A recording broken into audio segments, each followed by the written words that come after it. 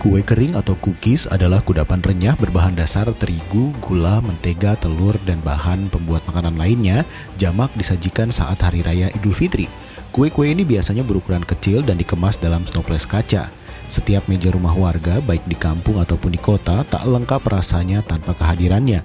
Namun kebiasaan menyajikan kue kering sesungguhnya merupakan pengaruh dari Eropa yang terbawa masuk ke Indonesia di era kolonial. Adapun penyebutan kue kering ini pun beragam. Di Belanda misalnya, kudapan yang biasa disajikan sebagai teman ngopi ini disebut koekje. Di Jerman, cookies disebut cakes atau platzen, sementara orang Italia menyebutnya dengan nama amaretti atau biscotti. Tradisi menyajikan kue kering saat Lebaran ditengarai muncul pada masa kolonial Belanda. Interaksi antara orang Belanda dan masyarakat Indonesia pada abad ke-19 hingga ke-20 melahirkan penyerapan budaya Eropa ke dalam budaya Indonesia termasuk dalam hal kuliner. Sejak saat itu, sebagian masyarakat Indonesia mulai terpengaruh oleh budaya kuliner Belanda dan mengalami perubahan selera. Menyajikan kue-kue kering saat Lebaran juga dapat menunjukkan status sosial seseorang.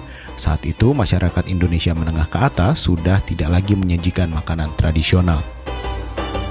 Karena sebagian masyarakat mulai mengubah sajian yang berbahan tradisional, maka terjadilah pergeseran menu kudapan yang disajikan. Kue dari Belanda itu di tempat asalnya disajikan saat hari besar keagamaan pula seperti Natal.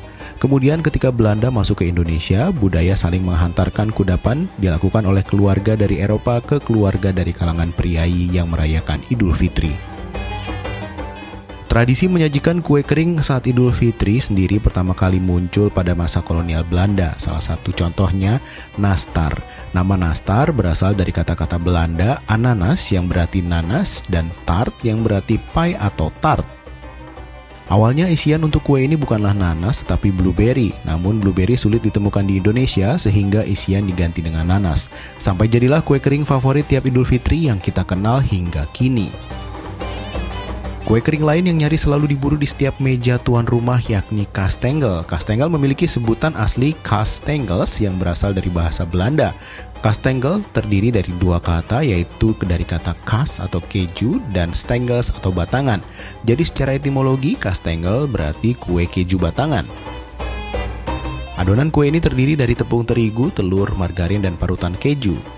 Kastengel dulunya disajikan di rumah-rumah pejabat dan pegawai Belanda yang menikahi wanita pribumi atau nyonya-nyonya Belanda yang mengikuti suami mereka bertugas di Hindia Belanda.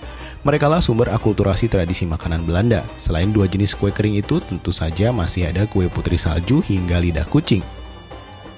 Jadi Lebaran hari ini sudah menyantap kue kering apa saja?